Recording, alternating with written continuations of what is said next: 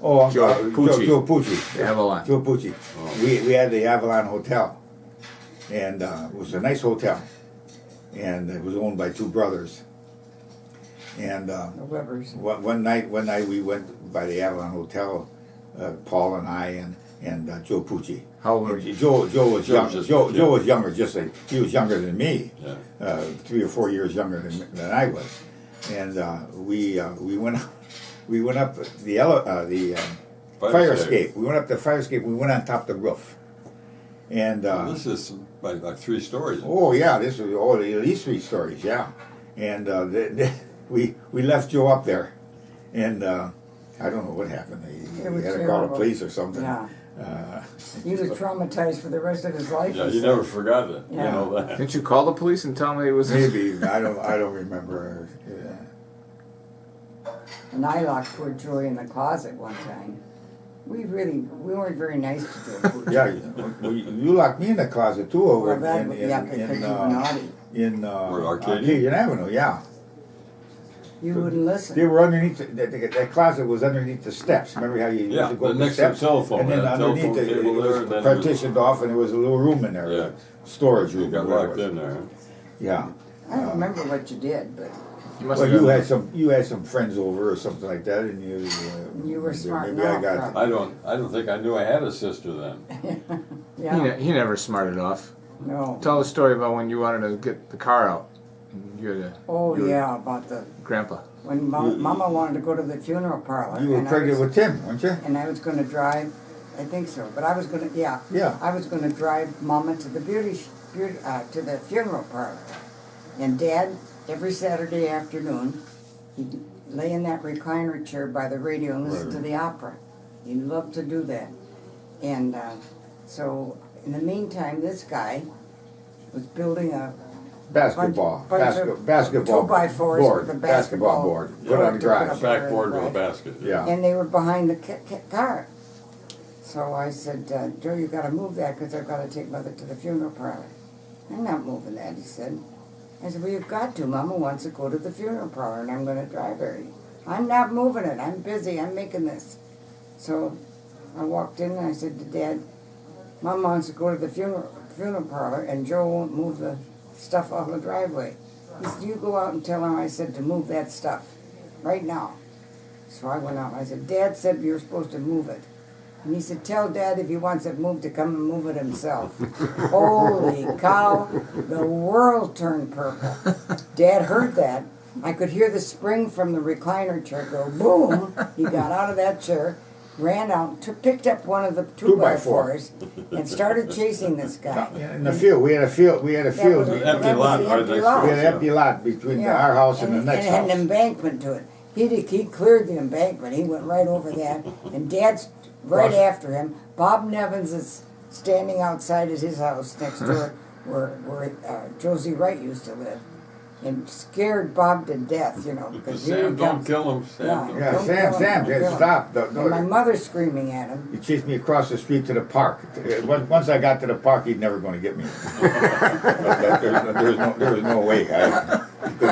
So I went down to my friend's house, Kenny Emerson, and I said, I'm not going home. There's no way I'm going to go home because I'm going to get killed. You stayed So there. I 2 or stayed there for 3 3 days. days. I stayed there for 3 days. And then finally my mom says, you got to come home. You got to come home. So I came home. And I don't know. I'll tell you, you got hell all the time. Oh, Bryce, I You got know, it all the Dad, time. I don't know. I can't remember Dad ever criticizing me or giving me. I No, can't I know either. it. I can't I either. must have been his prince. You had I had him. you couldn't cut the grass because you might cut your hand. Oh, I cut yeah. the grass. You Oh, couldn't, you oh, could- and you shovel couldn't, snow, but that's you not couldn't the point. clean. You couldn't clean the garage. No, but the point was that I got away with murder. Yeah. And Joe always got the. I always got the shitty end of Well, it. you had the reputation as Pick's bad boy. That's all. Well, I there was. to it. Yeah, I was a bad kid. I really Well, was. you Well, were you bad. were. Yeah, no, but I mean, I you was- were. You were You were mischievous. mischievous. Yeah, right. Tell about the kitchen table and your Oh, birthday present. it was my birthday, and my dad sat on the end of the table where Marion's sitting, and I sat here to his right, and Marion? Marion sat over here, and Paul sat at that end of the table, and my mom sat over here next to the stove, on the side of the stove in the kitchen and the refrigerator and stuff like that. And my birthday was going to be the next day. And my mom says, you know, what do you want for your birthday? You know, kind of cake or something I wanted. You know, I always like poppy seed cake. And I says, I want to sit where Paul is sitting. I want to change seats. I want to change seats. I want to sit over there because my dad every time he says something, boom, the back of his hand. He had a no matter who callus. did it. He had callus on the back of his hand. If Paul talks I think smarter, the calluses came from hitting Yeah, you. and geez, one time, Bobby Simon and I went to hitchhike to Milwaukee, and we went to the Boston store, and we stole some tennis balls. And as we were like you always have. yeah, You always steal tennis balls at the Boston store. as we were leaving the Boston store, the guy grabbed us just before we got outside, and he took us to a room and interrogated us and whatever he did, and he called our parents, and he said that these kids weren't allowed in the Boston store anymore. They couldn't come in. So I got home and we sat down at the dinner table, and my dad he didn't say a word and didn't chastise me or anything, and just yell at me or anything. He'd just say, "Hey, thief, pass the butter. Thief, pass the bread." Call me thief all night long. And he was wondering when he was going to get it. And then he made me eat asparagus. We had asparagus, and oh God, I get asparagus in my mouth. I gag. You know, I was gag. I said, I can't eat that asparagus. He says, eat this asparagus, and I put it in my mouth.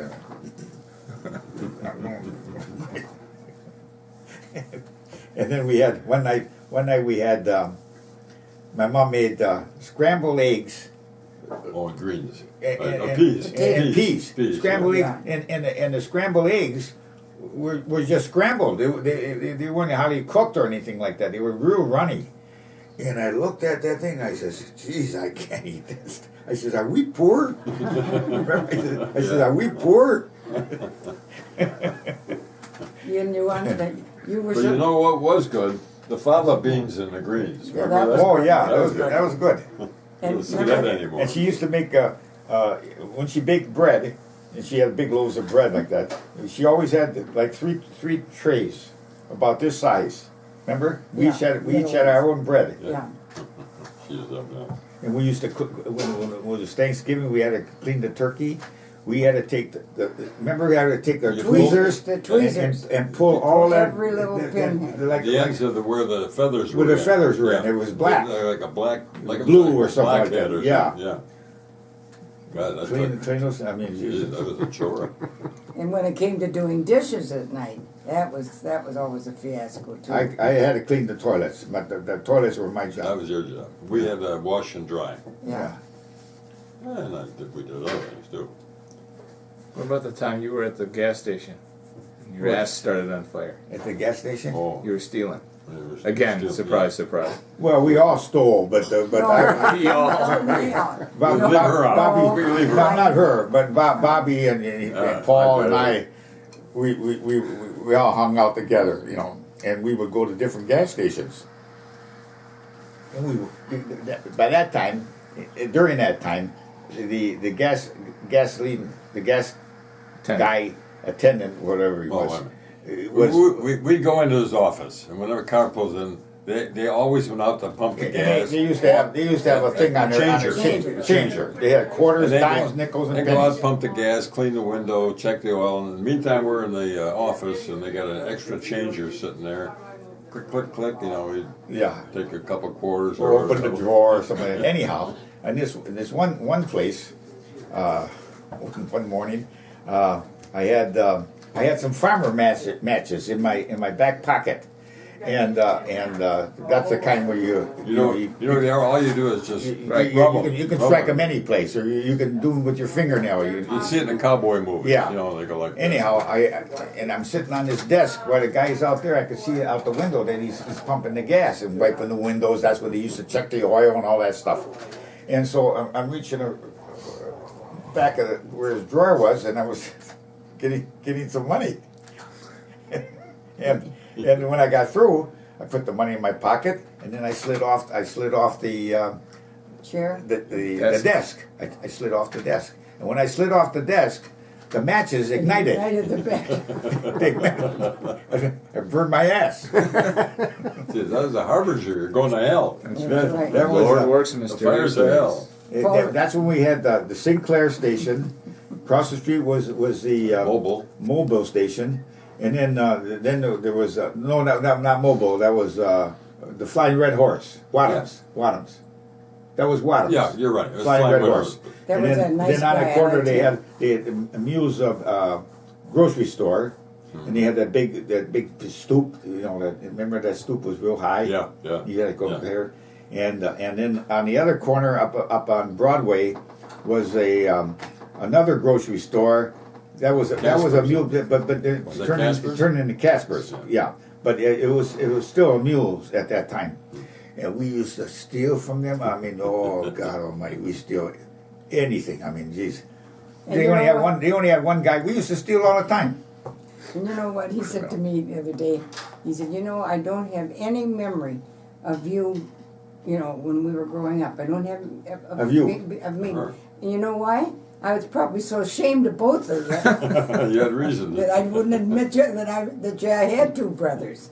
And then No, one time. I didn't think of you at all. I think until we lived on No. Arcadian, and you're friends with Katie across the street. Yeah, Katie. Yeah. One time it was I don't know, it was close to Easter time, and my dad had a bank for Paul and I, each of us. We had a bank. It was a national bank, and it was like a piggy bank. It was yeah, in in a the square. shape of the bank. Yeah. National Bank on it. and it a had a slot. slot in there, and you used to put the change in there, and everything was But by the end of the year, we had a lot of money in those things. Dimes, nickels, quarters, whatever we had. I found a way to get the money out. No. I took a knife. Natural criminal. I took a knife, and the coin would slip it on the knife, and then I slipped it right down, and the coins would come out. Like a chip of the- I emptied the thing out, and we went up to Hyde's Popcorn stand. Candy store. a candy store, Yeah. and I was buying candy for everybody, all our friends and all that stuff, candy. And Mr. Hyde, he called up the house and talked to my dad. He says, Sam, Joe's over here. He's treating everybody. He's got a lot of money. So my dad got a hold of us, and he found out that I took the money out of the bank, but he was involved too, and so he took us down the basement, and when he took us down the basement, and the basement had a pipe coming down and holding up A support pipe. a support pipe, yeah. And so he took a chair on this side, a chair on this side, and he tied us both up, back to back on the thing, and left us there. Now this was in the late morning, so and usually on Saturday afternoons we went to the movie. And dark. It was dark too. Yeah, and it was dark in there. It was in the basement. There was crazy. There was no windows or anything in the basement, and so we were down there. I don't know how long we were down there. About in the afternoon, later on in the afternoon, we heard the footsteps coming down the steps, and then the light went on, and we looked up, and there was the captain of the police force. Captain of the police force was a good friend of my dad's, and he said, my dad happened to be home, and he says, "Hey Sam," he says, "you can't do this. This isn't right. You can't tie these boys up there like that." So he untied us, and then he gave us each a dime. We went to the movie.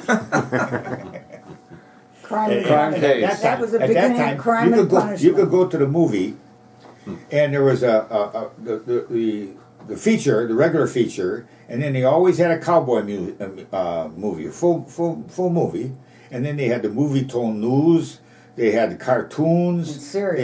They had a cereal, and Right. every Saturday they had chapters. There were 15 chapters, and you had to go every time, otherwise you'd miss out what was happening. And the chapters might be Flash Gordon. It could be the Lone Ranger, whatever. A lot of them. Yeah, and so We used to, and we got kicked out. We got kicked. Well, I don't know if he got kicked out. I got kicked out of the theaters, and we had a couple good friends of my folks that ran the projection and was an usher, and we used to. They used to. Well, you have to remember, you don't know, because in those days the usher did more than seat you.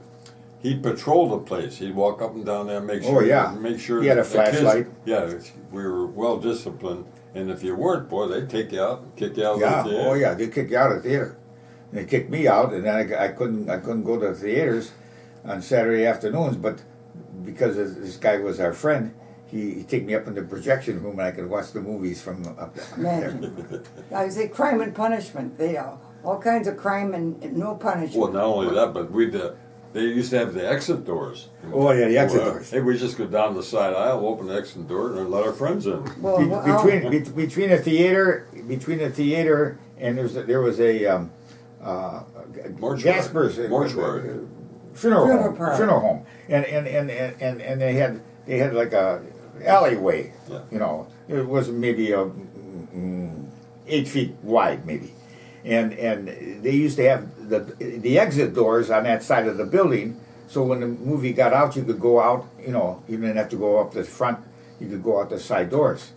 Well, we used to have one guy go in and pay to get in the movies, and then we all wait by the exit door. And they used to have an aisle going up to the exit doors, and they had a curtain, so you couldn't see. Remember that curtain? Yeah, you couldn't see. You couldn't see. the lights with it. So we used to crawl on our hands and knees up that ramp, and then open the doors, and all the guys would come in on their hands and knees, and they take their seats. This head would pop up. This head would pop. like they didn't know that was happening, huh? Oh well, I don't know. I think they knew it was happening. Twice. One